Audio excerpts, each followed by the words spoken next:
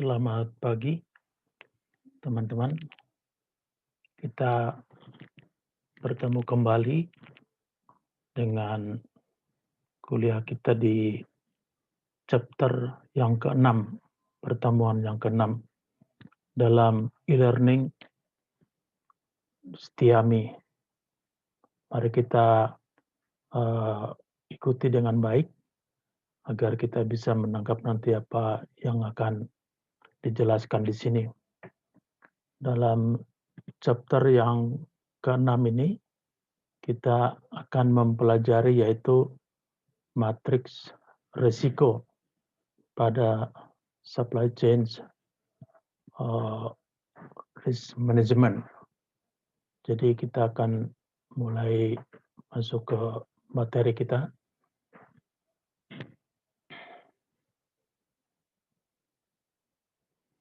Ya.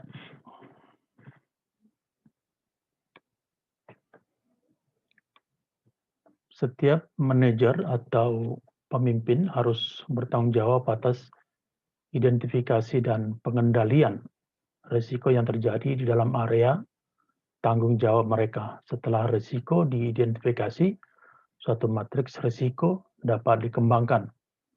Maksudnya di sini bahwa sebelum terjadi risiko kita sudah mengantisipasinya, sudah kita identifikasi apa risiko-risiko yang akan dihadapi khususnya umpamanya di dalam perusahaan logistik. Nah, di sini ada matriks risiko.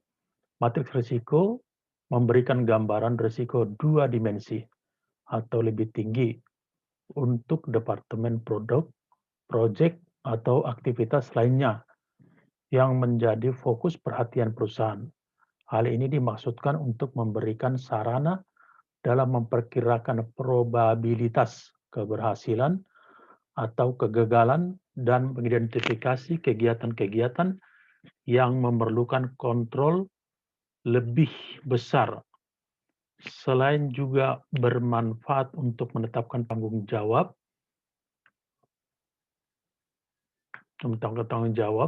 atau kegiatan mitigasi, salah satu yang perlu ditunjukkan ada seperti berikut ini. Ini ada di sini yang disebut dengan matriks penilaian risiko. Di sini diidentifikasi semua risiko yang kemungkinan dihadapi dalam perusahaan logistiknya. Di sini ada tingkatan-tingkatannya, ada kriterianya, ada juga penjelasannya. Tingkatannya di sini ada tingkat 5, 4, 3, 2, 1. Tingkat 5 itu frekuen atau selalu terjadi, ya. Penjelasannya suatu kejadian pasti akan terjadi pada semua kondisi. Setiap kegiatan yang dilakukan ini ada di dalam logistik, selalu ada risiko yang sepertinya udah terhari-hari. Umpamanya kalau di bidang tracking apa sih yang bisa terjadi setiap hari ya, termasuk umpamanya di masalah ban, kemudian kalau di gudang itu kadang-kadang bisa terjadi umpamanya jatuhnya barang. Sementara tingkat 4 ada probable atau sering terjadi. Apa yang sering terjadi? Risiko yang sering terjadi di logistik. Umpamanya mungkin aja sering terjadi pengiriman barang yang salah, baik di quantity, baik mungkin di quality. Di sini penjelasannya suatu kejadian mungkin akan terjadi pada hampir semua kondisi. Sementara tingkat ketiga, occasional atau kadang-kadang terjadi. Ya, ada yang kadang-kadang terjadi, umpamanya salah ekspor, seperti tujuan ke New Zealand, tentunya dikirim ke negara yang berbeda. Apalagi kalau nama pelabuhannya mirip gitu, seperti Nuevo Laredo di Meksiko, ternyata dikirimnya ke Laredo, Texas, USA. Ada juga tingkatan kedua, unlikely, mungkin dapat terjadi. Yang pertama, improbable, sangat jarang terjadi. Apa ini? Seperti contohnya sangat jarang terjadi. Umpamanya mungkin kebakaran gudang, seperti itu jarang terjadi. Atau forklift yang terbalik, itu jangan terjadi. Penjelasannya, suatu insiden mungkin dapat terjadi pada suatu kondisi yang khusus atau luar biasa setelah bertahun-tahun, termasuk juga umpamanya terjadi kapal tenggelam, itu kan jarang ya. Maksud saya bisa terjadi, tapi sangat jarang, bisa dihitung dalam setahun itu berapa kapal di seluruh dunia ini yang tenggelam. Kemudian tabel kedua yaitu akibat. Jadi yang tadi itu kriterianya apa, terus akibatnya apa. Kan ada akibatnya, di sini dikatakan nomor satu, tidak signifikan ya, tidak signifikan akibatnya. Di sini penjelasannya tidak ada cedera, kerugian materi sangat kecil. Ya, kalau umpamanya pengiriman barang ke gudang A, ternyata ada satu karton yang ketinggalan, masuknya ke gudang B, nah itu kan tidak ada yang cedera, tapi tetap itu menjadi resiko. Yang kedua, minor atau minor, kriterianya itu minor, kecelakaannya minor, itu memerlukan perawatan P3K, kerugian materi sedang iya. Ini contohnya kejepit sama karton, seperti itu ya. Atau ketika kadang-kadang kita membuka kertas gitu yang kita strapless gitu, tentunya kena ke kuku kita, ke jari kita, kertas sampai berdarah gitu, bisa bisa terjadi. Itu masih minor lah seperti itu. Yang ketiga, moderate atau sedang. Jadi tadi kan ada yang tidak signifikan, ada yang minor, ada yang sedang. Di sini penjelasannya memerlukan perawatan medis dan mengakibatkan hilangnya hari kerja. Ya ini bisa umpamanya jatuh dari forklift atau ketika membawa truk ternyata kakinya waktu turun dari truk itu melompat ke seleo, itu bisa terjadi. Yang keempat major atau mayor ya, major. Ini cedera yang mengakibatkan cacat atau hilangnya fungsi tubuh secara total, tidak berjalannya proses produksi atau kerugian yang lebih besar. Ya, ini juga termasuk di hal materi, cedera. Ini mungkin dalam tracking bisa seperti tabrakan atau karena putus rem, bisa juga terjadi hal-hal yang seperti itu. Kemudian ada yang bencana ya. Bencana ya ini juga bisa terjadi kemungkinannya, tapi sangat jarang. Umpamanya bencana, ya gempa bumi, walaupun itu jarang terjadi, tapi bisa aja terjadi. Kemudian matriks penilaian risiko. Ya, di sini skala keparahan risiko ya. Yang tadi yang 1 sampai 4 low risk, risiko rendah, 5 sampai 9 medium risk, risiko sedang, 10 sampai 16 high risk, risiko tinggi, 17 sampai 25 extreme high risk atau risiko sangat tinggi. Kalau kita ingin mendapatkan sertifikat ISO dalam logistik, biasanya kan itu ada audit. Audit di audit pertama mungkin bisa aja lolos semua, paling ada yang low risk, tapi di audit kedua itu kalau ada umpamanya temuan seperti di sini risk rankingnya itu 17 sampai 25 atau extreme high risk, resiko yang sangat tinggi. Ini contohnya yang sangat tinggi umpamanya sampai ada yang meninggal gitu, atau sampai, terjadi kebakaran, atau forklift terguling ternyata orang yang supirnya itu sampai sangat, parah seperti itu masuk ekstrim high risk atau risiko sangat besar. Biasanya di tahun kedua ketika ada audit lagi, kalau ini ditemukan biasanya bisa ditarik atau dicabut itu, sertifikat untuk ISO. Tapi kalau umpamanya di low risk itu belum, sama medium masih acceptable, masih bisa diterima. Tapi high risk sama extreme high risk ini sangat susah diterima oleh independent surveyor atau badan yang mengeluarkan sertifikat.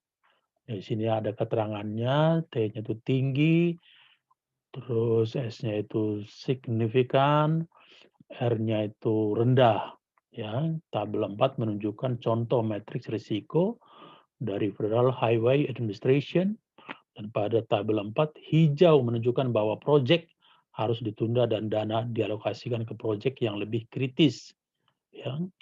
Kuning menunjukkan diperlukan proyek untuk penggantian fasilitas yang ada tetapi tidak kritis. Merah menunjukkan bahwa proyek diperlukan untuk mengganti fasilitas yang ada sesegera mungkin. Ya, kalau di dalam logistik ya itu kalau udah sangat high risk ini tentu manajemen juga harus turun tangan untuk mencari apa yang menjadi penyebab.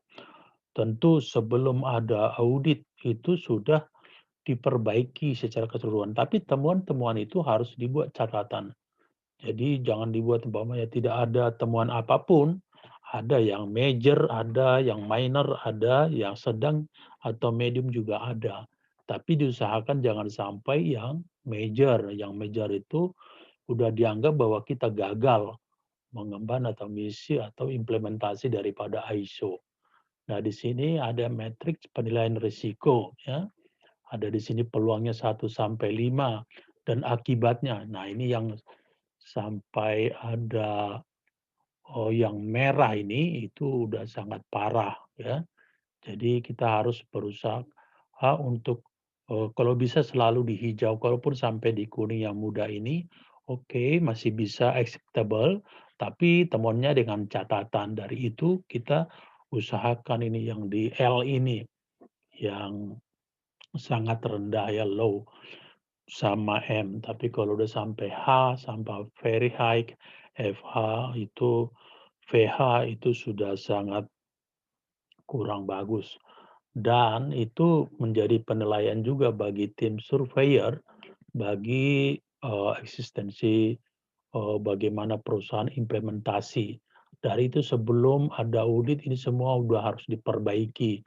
Dan setiap orang yang dalam perusahaan itu harus ambil bagian, khususnya dari top manajemen, harus memberikan contoh ke bawah, contoh kepada anak buah, sehingga semua benar-benar disiplin melaksanakan ini. Karena dalam hal ini sering dikatakan, tulis apa yang dikerjakan dan dikerjakan apa yang ditulis. Jadi tidak boleh umpamanya menyimpang kecuali umpamanya gagal di plan A, nanti baru diambil the second option atau di plan B. Ada beberapa hal yang harus diperhatikan dalam matriks risiko yang di atas ini ya. Satu, tidak ada area atau sel warna merah yang berpotongan dengan sel hijau. Kemudian yang kedua, tidak mungkin sel warna merah ditempatkan di kolom kiri atau di baris bawah. 3, setidaknya harus ada 3 warna ya, karena L low, M medium, H high, sama very high atau VH. Yang keempat, tidak terlalu banyak warna bisa menyulitkan dan membingungkan dalam interpretasi atau pengertian menerjemahkan dari warna tersebut. Matriks risiko telah diaplikasikan di banyak sektor, termasuk inovasi produk, transportasi, dan keamanan pengiriman. Ya, kalau kita tentu yang di logistik itu umumnya yaitu di transportasi, keamanan pengiriman, termasuk juga di pergudangan, di perkapalan. Matriks rasio risiko menyediakan cara yang mudah dipahami, sistematis untuk awal menilai risiko yang diharapkan yang dapat diterapkan untuk manajemen risiko rantai pasokan. Gagasan matriks risiko kode warna sangat berharga karena mereka menyediakan sistem visual yang mudah diinterpretasikan untuk mengkomunikasikan ancaman ke rantai pasokan. Ada metode kuantitatif yang telah diusulkan, tapi nilainya tergantung pada keakuratan input dan probabilitas yang dihasilkan. Ya, dengan warna-warna ini memudahkan kita mengkomunikasikan apa yang terjadi dalam perusahaan. Ya, kita bisa tahu. Seperti sama itu seperti di jalanan, ketika kita lihat lampu hijau berarti kita sudah bisa berjalan, lampu kuning itu hati-hati atau siap-siap, lampu, merah bisa, berhenti, seperti itu. Jadi Ini sebenarnya memudahkan komunikasi. Sama di sini tulis L berarti hijau, low berarti rendah gitu. Jadi tidak perlu harus dituliskan atau dibacakan, tapi hanya dengan melihat warna ini kita mengetahui kondisinya, resiko-resiko apa yang diambil dan apa akibatnya gitu. Itu yang disebut dengan matriks penilaian, risiko.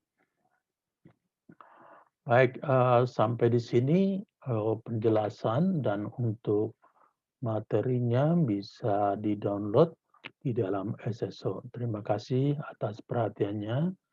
Selamat pagi atau selamat siang.